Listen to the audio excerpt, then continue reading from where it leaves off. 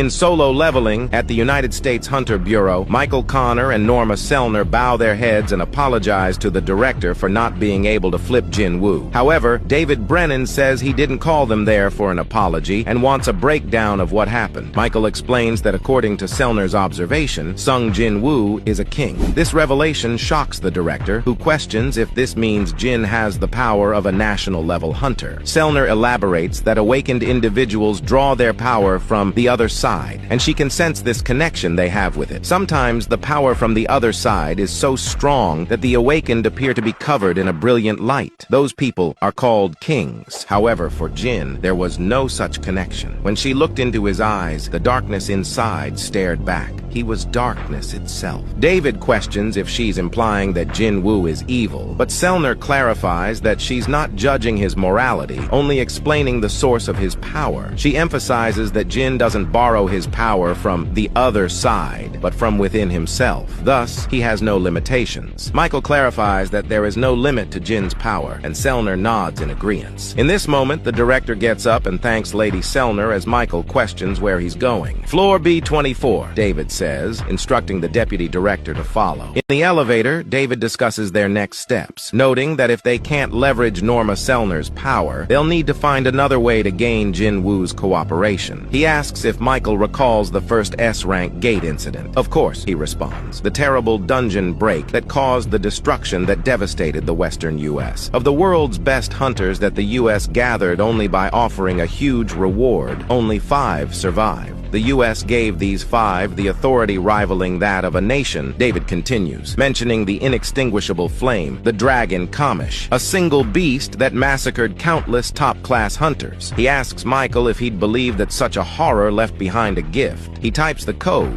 and the door hisses open before he announces, "Look," revealing a rune stone that was found in Kamish's corpse that's now been around for 8 years since the Kamish raid. Since there were no mages among the national-level hunters, the rune stone has been waiting for its rightful owner in this basement. The director declares that Kamish will once again bestow a valuable gift upon the country. The scene opens with Jin Woo in his apartment, standing before a mirror, analyzing his reflection.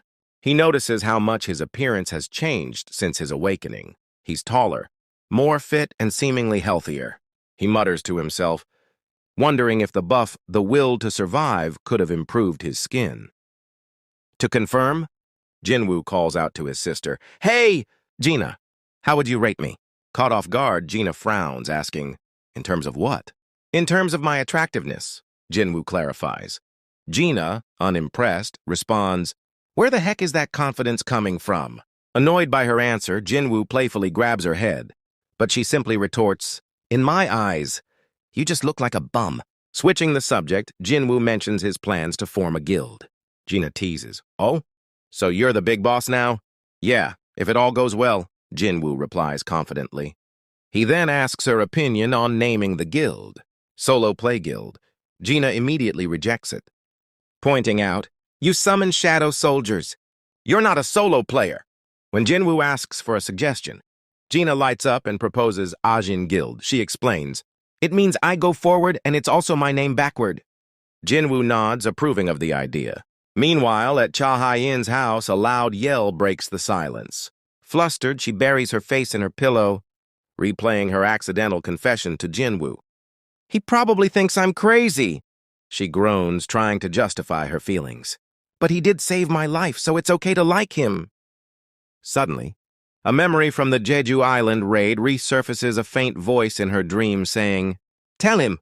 Tell Hunter Sung Jin Woo to be careful of the powers within him." The shadowed figure becomes clearer. It's Min Byung-gu. Cha jolts awake, realization dawning on her. "I remember now. I saw Min Byung-gu." The chapter ends with this revelation.